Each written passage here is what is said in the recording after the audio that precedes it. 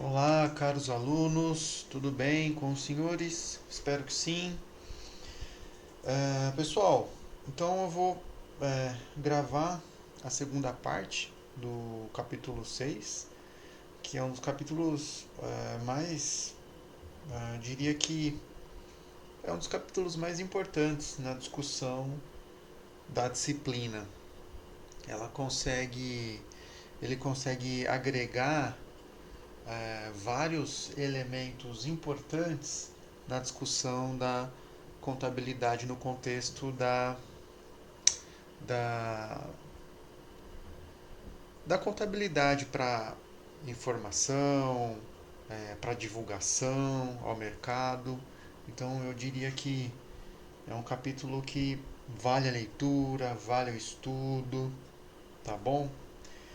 Eu vou, ao final da aula, eu vou disponibilizar um fórum para vocês tirarem dúvidas a respeito do assunto discutido. Qualquer coisa eu estou à disposição. Antes de continuar os dois últimos pontos do capítulo, eu gostaria de reforçar o material sobre teoria dos prospectos. Eu separei, identifiquei dois vídeos na internet que são do Daniel Kahneman,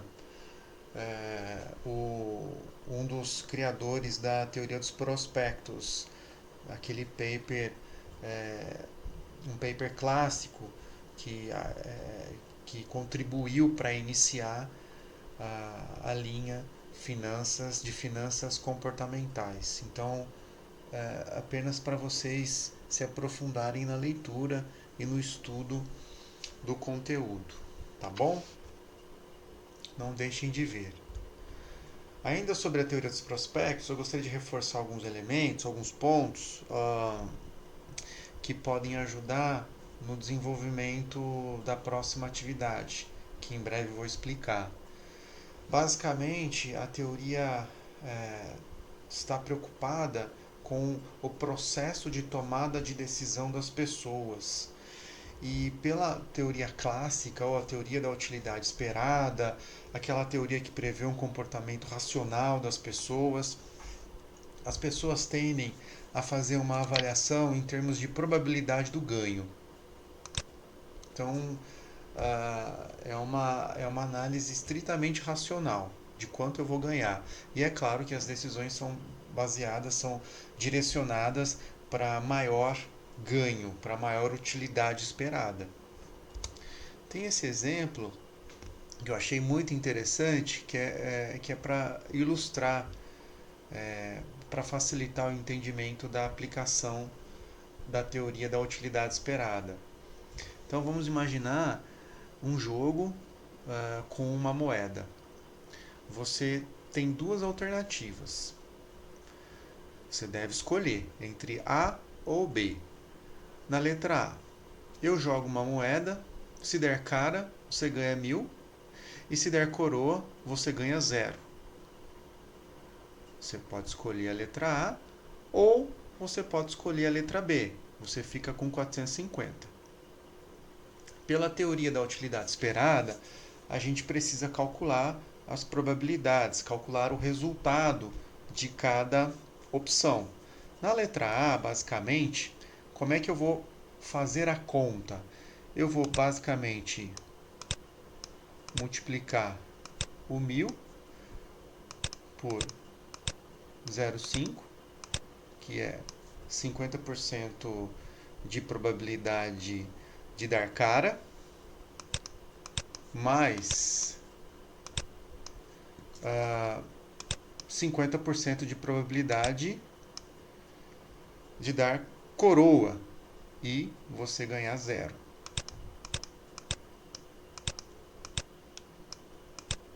Então, nesse caso, o resultado é 500. Tudo bem? Essa é a letra A. E na letra B, você já tem o resultado de 450.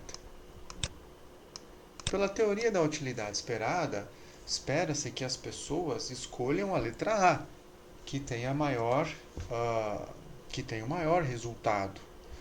Mas os pesquisadores ou cientistas que escreveram aquele paper sobre a teoria dos prospectos, é o paper de 79 que eu comentei na, na parte 1 deste tema. Você pode também consultar o nome do paper nos slides que eu disponibilizei no Stoa, tudo bem? Então, nesse artigo do professor Kahneman, ele fez um questionário, aplicou um questionário e encontrou que a maioria das pessoas acabam escolhendo o resultado menor ao invés dos 500.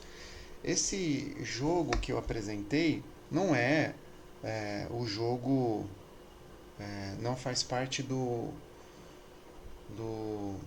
como eu posso dizer, ele apresentou um cenário no paper. Ele foi apresentando vários cenários com a aplicação do questionário. Esse que eu apresentei para vocês, com base na moeda, ele não é correspondente a dos cenários que foram elaborados por ele, mas segue a mesma lógica, não é? Qual que é a ideia? Se você vai avaliar o resultado, prever o resultado das pessoas com base na teoria da utilidade esperada, você espera que as pessoas escolham um resultado maior. Esse é o resultado baseado na teoria da utilidade esperada. Correto? Mas na verdade, ele viu que a maioria das pessoas escolhem. E agora eu vou dar um destaque aqui, ó. A maioria das pessoas escolhe o resultado menor. Ou seja, elas se baseiam em algo previsto na teoria dos prospectos, que é basicamente a preferência pelo que é certo. Ou seja, as pessoas não calculam probabilidades, elas preferem o que é certo. Então, entre várias questões que foram investigadas e testadas pelo artigo do professor Kahneman de 79, esse é um resultado importante, pois muitas teorias, muitos estudos são baseados na racionalidade, ou seja, de que as pessoas são racionais.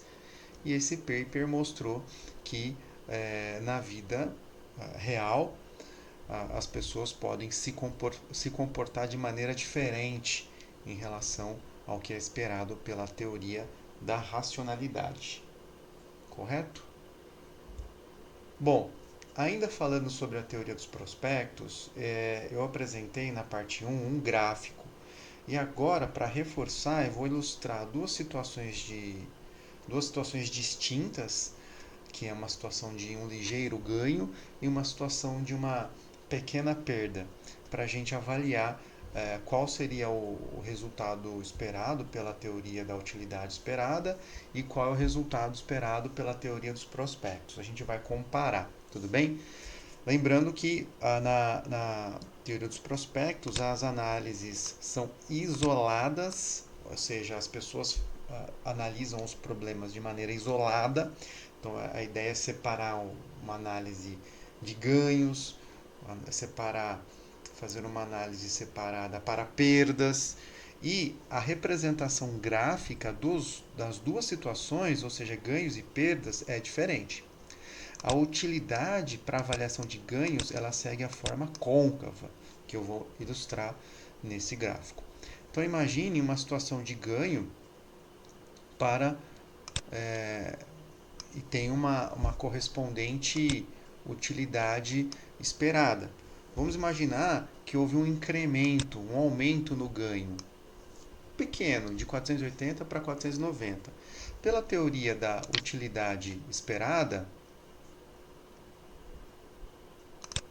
Pela teoria da utilidade esperada, você observa um pequeno aumento na utilidade esperada. Mas, na verdade, pela teoria dos prospectos, essa situação de pequenos ganhos leva a um aumento considerável na utilidade esperada. A utilidade, de acordo com a teoria dos prospectos, pode aumentar muito para pequenos ganhos. É uma situação de satisfação muito grande.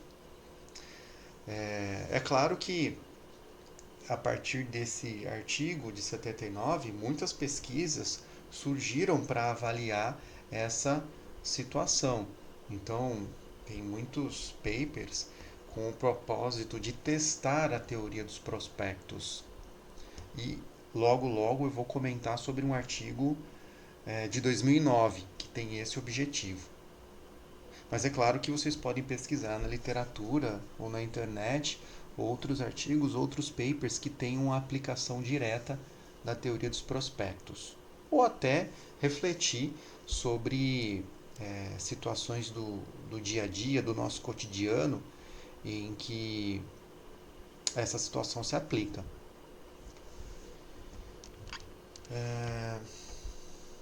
Bom, com relação às perdas. Com relação às perdas, se houver uma pequena perda, eu já tenho uma situação de. Eu já estou. Vamos imaginar que eu estou amargando um prejuízo, tudo bem? Vamos imaginar que eu tenho uma carteira de ações e, devido a essa crise atual, a questão do Covid, a minha carteira de ações ela não foi rebalanceada, então é a mesma carteira. Então eu estou amargando um prejuízo. E se houver um prejuízo, se houver uma perda adicional em relação à situação atual, a, a, a, a desutilidade esperada, pensando no movimento contrário, ou seja, você você pode ter uma variação na utilidade ou também uma variação na desutilidade esperada, que é a redução da sua utilidade esperada. Pela racionalidade ou a teoria da utilidade esperada, você tem uma pequena variação na desutilidade. Mas, na verdade, pela teoria dos prospectos, e as perdas têm esse comportamento, tem essa forma convexa, a variação na sensação de perda, de desutilidade é muito maior. Então você tem uma pequena variação nas suas perdas e você pode ficar muito insatisfeito com relação a isso, o que pode influenciar naturalmente nas suas próximas decisões. Então, novamente, eu acredito que é interessante pesquisar sobre essa situação, ou então fazer uma reflexão sobre como isso poderia ser aplicado no nosso dia a dia ou em investimentos. Para facilitar, se você tem alguma dificuldade em extrapolar para situações do cotidiano, eu tenho esse paper de 2009, Análise do comportamento decisório de analistas, um estudo com base na teoria da racionalidade limitada, que tem aplicação da teoria dos prospectos. Basicamente, o que eles estavam querendo investigar é se existe impacto do aspecto cognitivo do processo decisório na área contábil financeira. Ou seja, se o nosso processo de decisão é explicado por teorias comportamentais. E essas teorias comportamentais exploram os aspectos cognitivos do processo de tomada de decisão.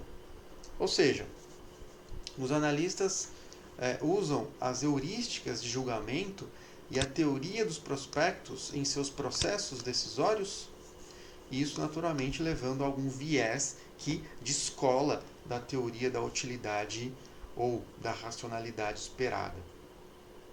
E isso é muito interessante porque quem trabalha com previsão vai perceber que muitas vezes as pessoas tomam decisões que não seguem a tal da racionalidade esperada.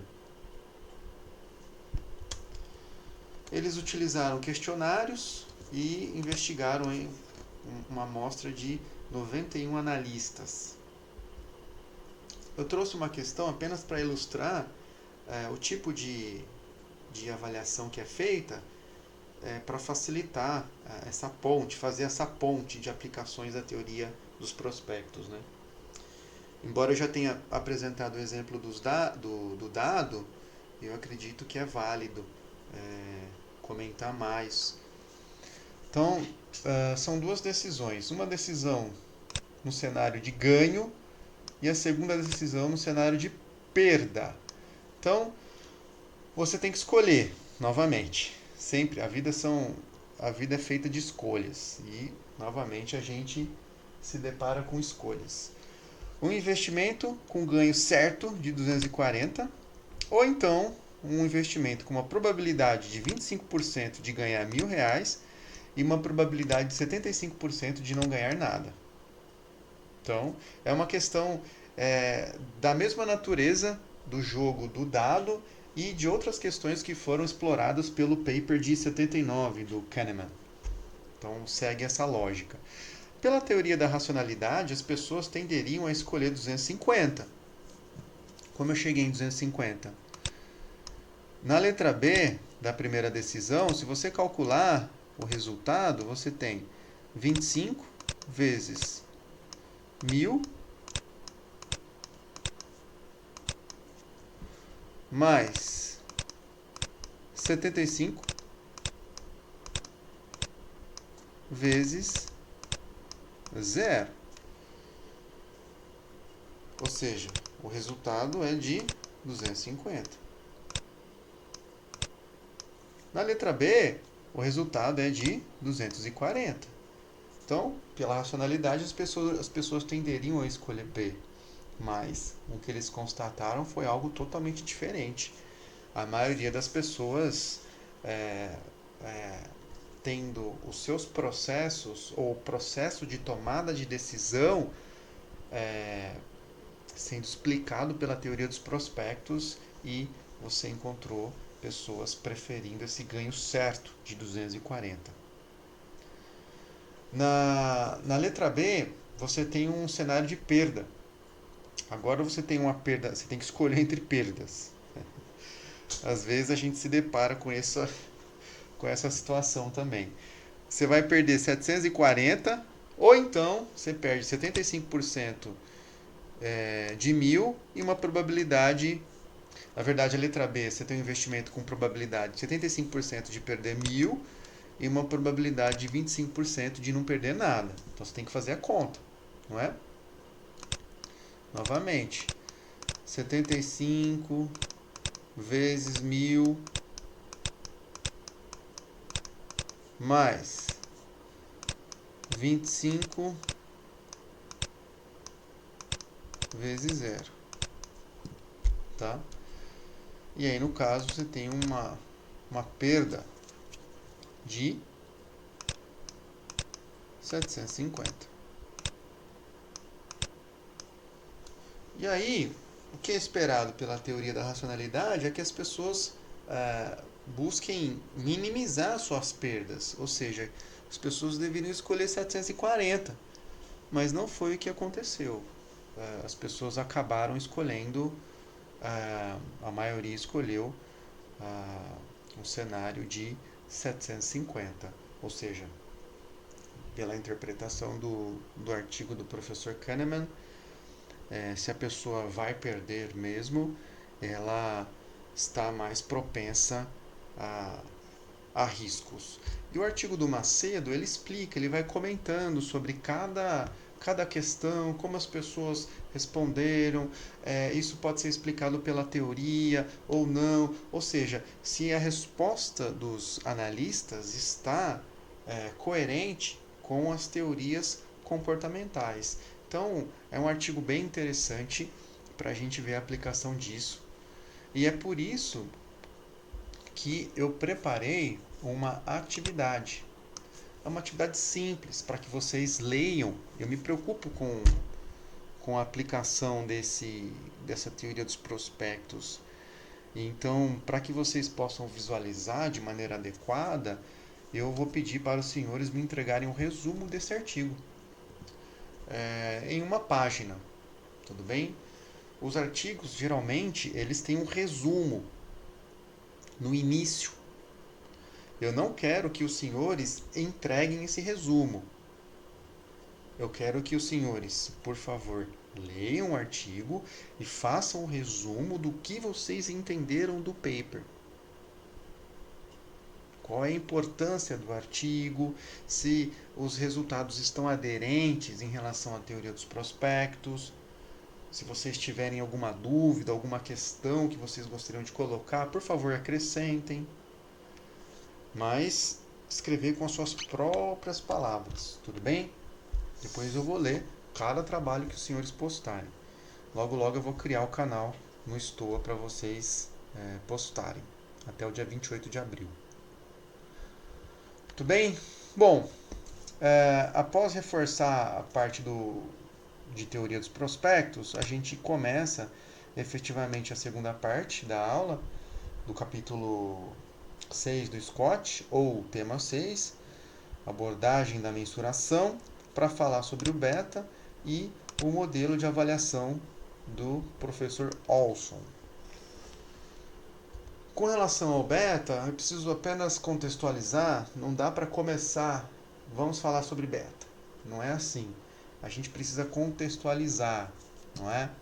Então, em 52, você tem um importante artigo publicado do professor Markowitz, que deu origem à teoria moderna do portfólio. Essa teoria moderna do portfólio, basicamente, ela foi elaborada, criada, desenvolvida para a construção de carteiras de ações mais atraentes, analisando a relação risco-retorno das ações, das carteiras.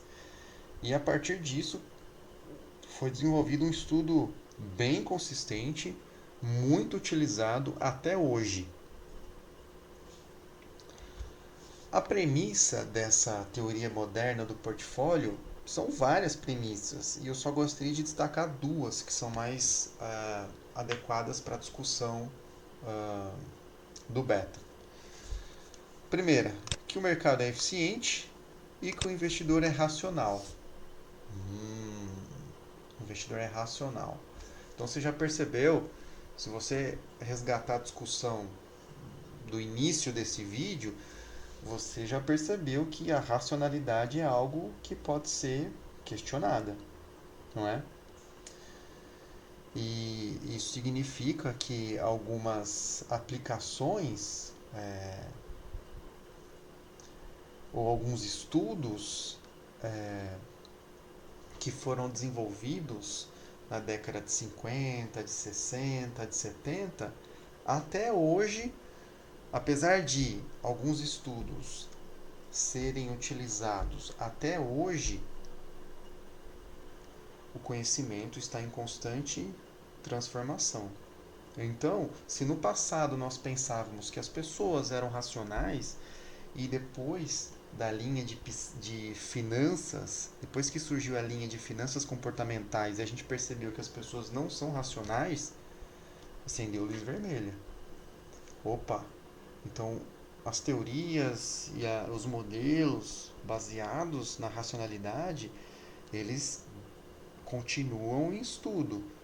As pessoas continuam desenvolvendo pesquisa, ciência, para complementar ou melhorar aquilo que foi construído, desenvolvido no passado, que em nenhum momento nós podemos descartar.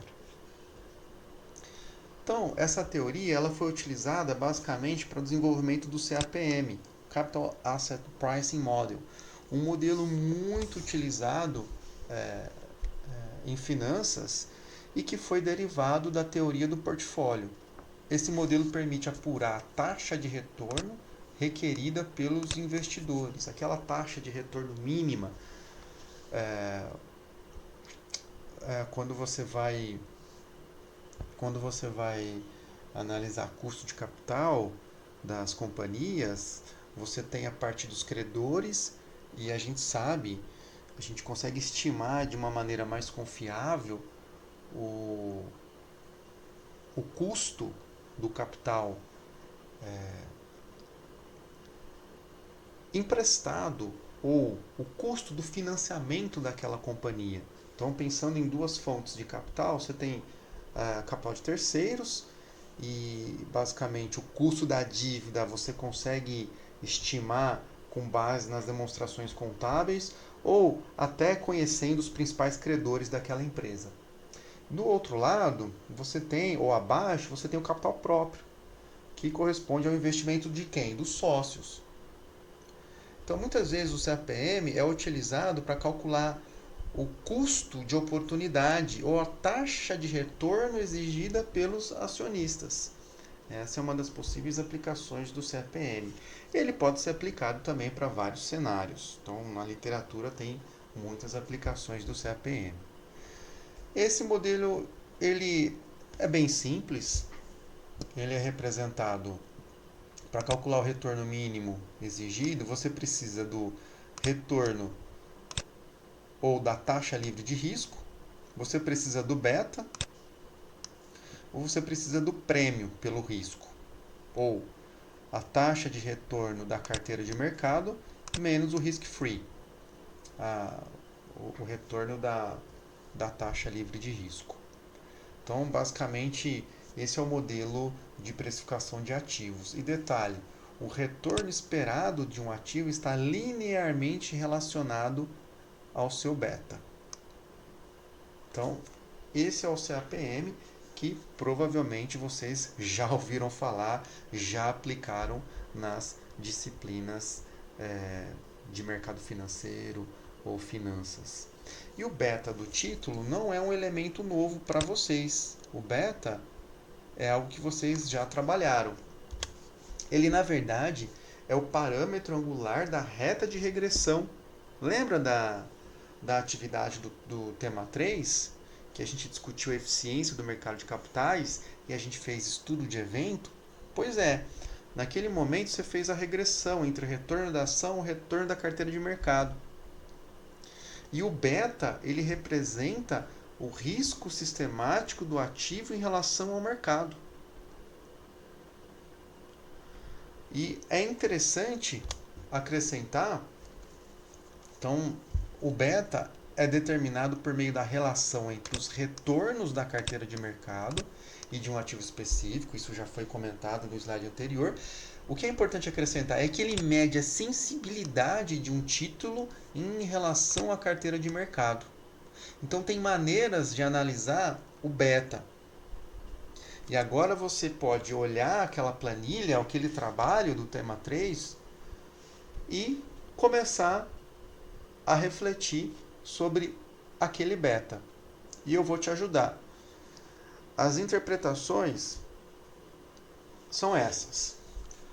Se o beta for igual a 1, a ação se movimenta na mesma direção da carteira de mercado, em termos de retorno esperado. Então, se o beta se você fez a regressão e chegou no coeficiente angular igual a 1, então essa ação tende a se movimentar de acordo com a carteira de mercado. E 1 é o beta da carteira de mercado. Por quê? Nós estamos assumindo que a carteira de mercado ela é diversificada e que o risco não sistemático foi eliminado. Por isso, o risco da ação é igual ao risco sistemático do mercado. Tudo bem? Se o beta for maior que 1, Ricardo, esses investimentos são conhecidos como agressivos e eles retratam o risco sistemático maior em relação ao mercado. Então, nesse caso, Se o mercado se comportou de uma maneira, se houve uma oscilação, uma variação positiva, pode ser que essa ação, considerando o beta acima de 1, tenha um retorno em excesso a, em relação à carteira de mercado. Para baixo também é verdade. Carteira de mercado, houve uma variação negativa, uma perda, um retorno negativo. Pode ser que esta ação, que tem um beta maior que 1, tenha um retorno negativo em excesso, maior comparativamente à carteira de mercado. Então, por isso, esses investimentos ou essas ações são consideradas mais agressivas. E no caso do beta, e para casos de beta menor que 1, você tem investimentos de acordo com a classificação do professor Assaf. Eu usei basicamente a literatura do professor Assaf, um livro de mercado financeiro. Essas ações são menos arriscadas comparativamente à carteira de mercado. Elas retratam um risco sistemático menor em relação ao mercado. Então, agora você consegue olhar para esses betas das empresas que vocês analisaram e fazer uma reflexão sobre a sensibilidade das ações, do comportamento da ação da Smiles, da Gol, da B2W, a oscilação ou a sensibilidade dessas ações em relação à carteira de mercado. Quais são as agressivas, quais são as defensivas, quais se aproximam da carteira de mercado. E como a gente pode fazer uma análise em relação a... Eu peguei o exemplo da Smiles, que tem um beta de 0,91, muito próximo de 1. A cada 1% de alteração no retorno do mercado, a taxa de retorno da empresa terá uma variação de 0,91. É uma possível interpretação do comportamento do retorno da ação comparativamente ao retorno do mercado. Lembrando que quanto maior o beta, maior o risco da ação.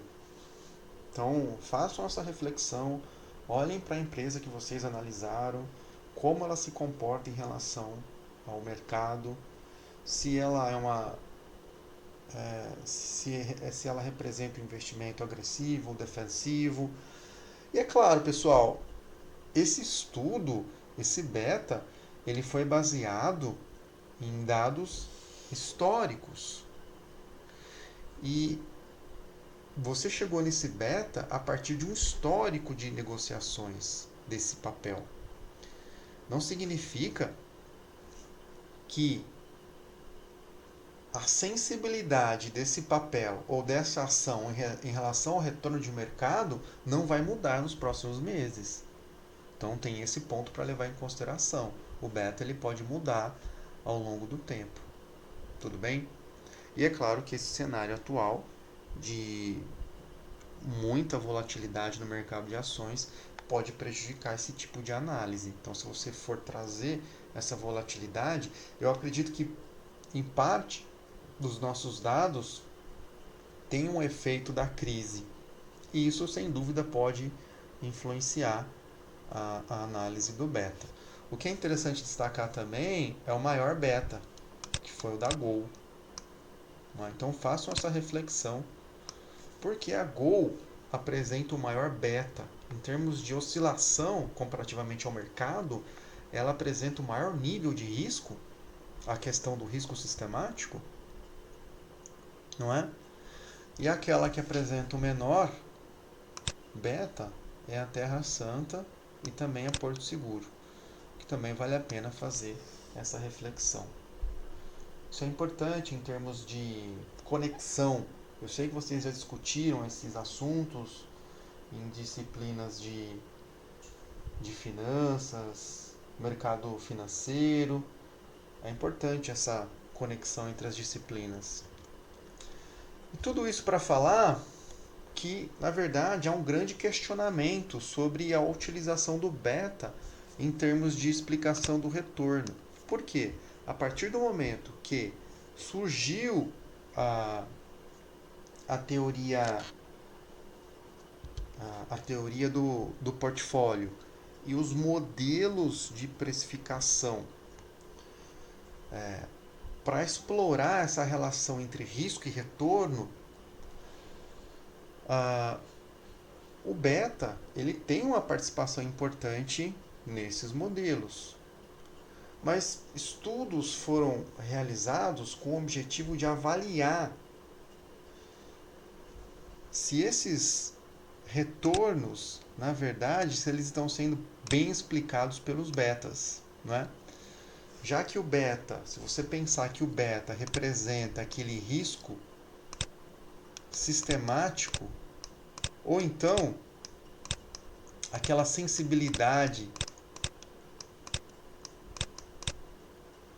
Se você pensar que o beta representa o risco sistemático do papel, ou então a sensibilidade do papel em relação à carteira de mercado, ele deveria ter uma boa relação ou explicar muito bem o retorno das ações.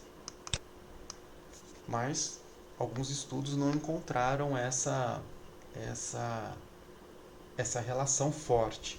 E esse é o estudo de Fama e French de 1992 e outros estudos surgiram com o mesmo propósito, não é? Outras variáveis como PL em relação ao valor de mercado, mais conhecida como Bucket to Market, e tamanho podem explicar boa parte do retorno. Então, outras variáveis explicando melhor o retorno do que o próprio beta. Tudo bem? Essas outras variáveis elas podem ter uma relação com risco. Por exemplo, o risco possui uma relação positiva com o Bucket to Market, ou PL em relação ao valor de mercado, ou o Book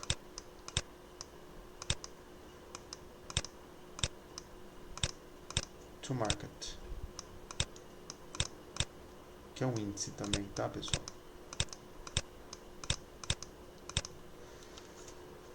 Então, a gente fala PL e valor de mercado, mas eu estou me referindo ao Bucket to Market.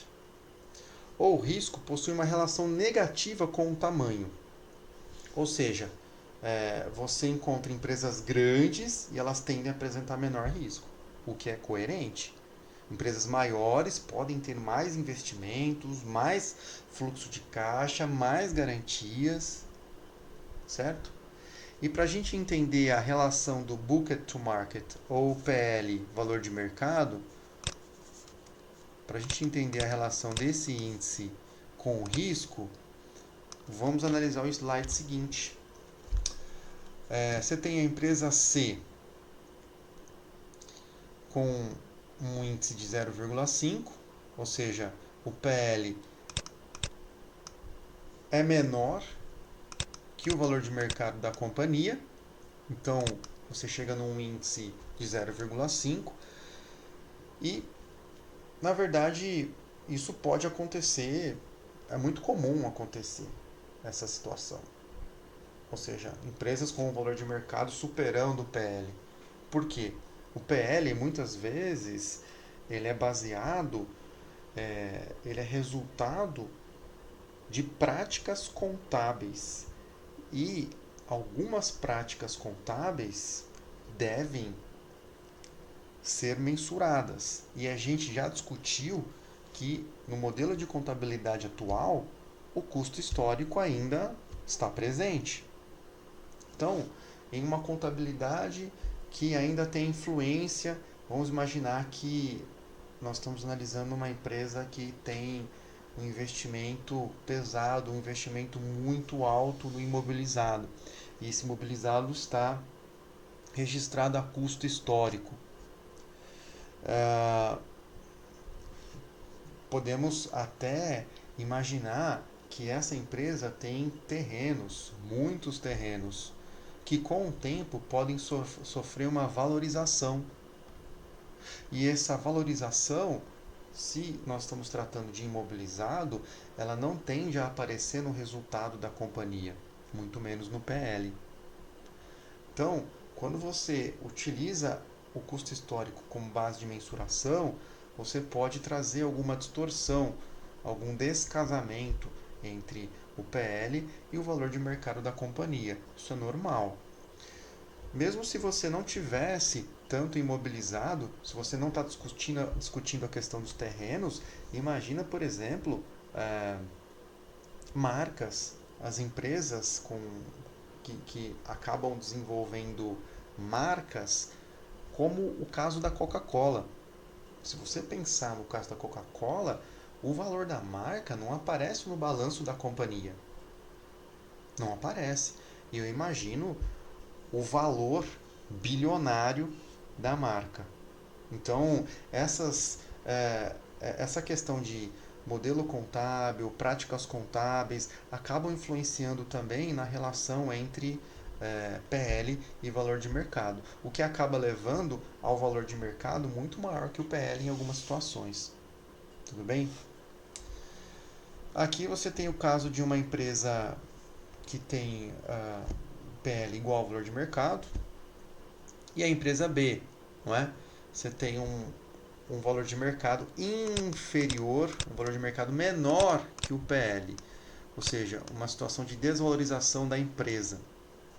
E isso também acontece, isso acontece no cenário atual, principalmente, no qual muitos papéis caíram, foram desvalorizados, você encontra o valor de mercado da empresa menor que o patrimônio líquido da mesma. E muitos investidores acabam tomando decisão com base nessa situação. Esses índices são muito utilizados, não é? E é claro, na situação de crise, do mercado em baixa, muitas pessoas podem se aproveitar desses índices para tomar decisões de investimento. Tudo bem? Bom, então, voltando no slide anterior, eu tinha falado aqui que o risco possui uma relação negativa com o tamanho. Isso aqui a gente já tem muita informação no slide. Então eu já tinha falado sobre a questão do tamanho, que é mais simples de entender. Com relação ao PL, valor de mercado, vamos lá. O risco possui uma relação positiva com o PL, valor de mercado. Ou seja, quanto maior o índice, maior o risco. E se você for analisar o crescimento desse índice, você está olhando empresas com valor de mercado abaixo do PL contábil, o que leva a uma situação de risco maior para esse grupo de empresas. Tudo bem? Então, é coerente com o resultado observado pelos autores. Qual que é o resultado da conversa? O investidor ele acaba olhando para outras medidas de risco na hora de avaliar os ativos. Então, outras informações estão no radar dele. E o que a gente pode dizer a respeito disso? O beta caiu em desuso? Não. A gente não pode dizer que o beta caiu em desuso, mas a gente tem que observar o que as outras teorias ou que a linha de finanças comportamentais tem a dizer sobre o comportamento das pessoas. Talvez a gente esteja construindo teorias ou modelos baseados na racionalidade quando simplesmente as pessoas não são racionais. Ou então que o mercado não é eficiente como as pessoas acreditam ou como os modelos assumem. Então a gente precisa adicionar ao estudo do beta, ao CAPM, o que os outros estudos têm a dizer sobre o comportamento das pessoas. E com base nisso surgiu o estudo do Daniel e desses outros dois cientistas de 2001. Eles relataram basicamente dois tipos de investidores, não é? Os racionais, que usam essa relação de maneira de acordo com o que prevê a teoria, e os investidores overconfident, que reagem de maneira anormal à informação, o que pode gerar essa distorção no preço das ações. Então você vai observar, você faz o valor, você faz o cálculo, não é? Você calcula o valor econômico da companhia para chegar no preço de ação mais adequado, mais justo, e observa esse descasamento. Pode ser que isso aconteça por decisões equivocadas ou decisões de pessoas assumindo esse papel, ou seja, overconfident. E é isso que contribui para inconsistências no mercado de capitais. Então, basicamente, ele encontrou dois tipos de anomalias nesse estudo: Post-Announcement Drift e o Market Response to Accruals. E os dois são totalmente intuitivos.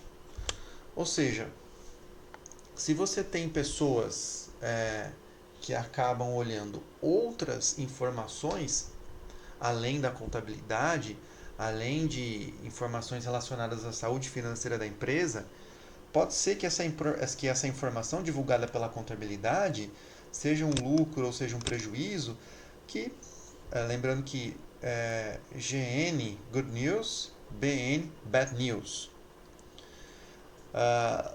Essa informação não necessariamente é incorporada imediatamente. Pode ser que ela leve um tempo para ser digerida, processada e incorporada no preço das ações. Ou seja, ela pode ser incorporada ao longo dos próximos meses.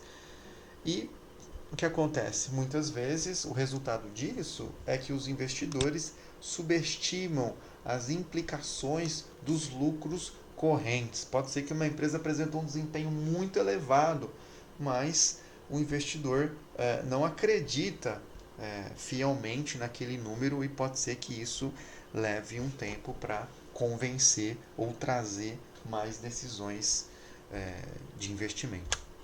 A outra é a resposta do mercado aos accruals. Não é? Tem um artigo do Sloan, de 96, Richard Sloan, que apontou que os accruals estão mais sujeitos a erros de estimativas e julgamentos da gestão. Lembrando que isso pode acontecer quando a gente utiliza contabilidade baseada em regime de competência. A contabilidade tem esse poder preditivo, mas muitas vezes são assumidas premissas, são feitos julgamentos, exercidos julgamentos, e pode ser que alguns sejam mais otimistas, outros sejam mais pessimistas, e em função disso o mercado dá um passo atrás com relação ao número, ao lucro ou os accruals que influenciam o desempenho da empresa. Em função disso, a gente observa uma redução na persistência do lucro. Esse foi um dos pontos que o professor Richard Sloan observou, a queda da persistência do lucro em função dos accruals que influenciam a qualidade da contabilidade ou da informação contábil. Façam uma revisão no tema 4, que é a abordagem da informação, para reforçar e fazer uma conexão com essa parte da aula. Em resumo, o mercado, pessoal, ele não é totalmente eficiente. São níveis diferentes de eficiência. A gente sabe disso. Isso aumenta ainda mais a importância da nossa contabilidade em reduzir a assimetria informacional presente entre os players, entre os agentes. Aumenta a nossa responsabilidade para eliminar o efeito dos noise traders, ou esses investidores que agem de maneira irracional, ou que baseiam suas decisões não necessariamente em desempenho, em uma análise fundamentalista, uma análise do benefício econômico daquela empresa, enfim.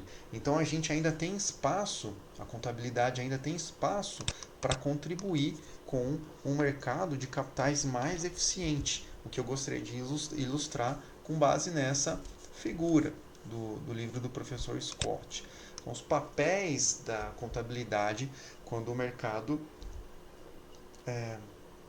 quando o mercado é considerado ineficiente. Então, veja, você tem uma precificação em cenário de ineficiência, irracionalidade. Então, a gente tem um gap para preencher e, e gerar informação, aumentar a qualidade da informação sobre essas companhias, justamente para fazer uma ponte entre a saúde financeira das empresas e os investidores que estão dispostos, não é, a investir e contribuindo para atingir um cenário de eficiência de mercado. Então há espaço para a contabilidade. Essa situação só reforça o quanto a contabilidade é importante para atingir aí o valor, permitindo que os investidores façam uma análise adequada do valor da companhia, tá? Então, basicamente, o que eu tinha a falar sobre o beta é isso. Já que eu estou falando sobre avaliação das empresas, entra a parte do modelo do professor Olson, que diz o seguinte: antes de falar especificamente sobre ele, a gente fala em avaliação de empresas, e a avaliação pode ser feita com base em dados contábeis. Então, com base em lucro, patrimônio líquido, a informação contábil. E essa informação contábil, ela está coerente com algum sistema de contabilidade, não é? Por exemplo, eu posso pegar os balanços que foram elaborados de acordo com as FRS para fazer a avaliação. Ou eu posso pegar os balanços que foram elaborados de acordo com o SGAP. Ou outra normatização, algo mais gerencial, enfim. Eu posso utilizar N maneiras de ou sistemas contábeis para fazer a avaliação das empresas. Mas o professor Olson, que desenvolveu um modelo de avaliação de empresas, ele disse o seguinte: o modelo que a contabilidade segue é irrelevante para a determinação do valor de mercado. Ou seja, se você utiliza IFRS, o SGAP ou outra normatização, isso é irrelevante para fins de determinação do valor de mercado. Isso é uma discussão interessante quando a gente vai avaliar a evolução desses modelos contábeis ou sistemas de contabilidade. Mas sem se aprofundar nessa questão, o professor Olson, no seu artigo, ele defende esse modelo de avaliação de empresas e basicamente ele utiliza lucro, patrimônio líquido, dividendos, alguma taxa de crescimento. Mas antes de apresentar o seu modelo de 95, ele apresentou algumas premissas. Sem algumas premissas, sem algumas simplificações, a gente não consegue elaborar, desenvolver o modelo. Então, a primeira, o valor presente dos dividendos esperados determina o valor de mercado da empresa. Essa premissa é utilizada em outros modelos de avaliação da literatura. Os dados contábeis e os dividendos satisfazem relação de lucro limpo.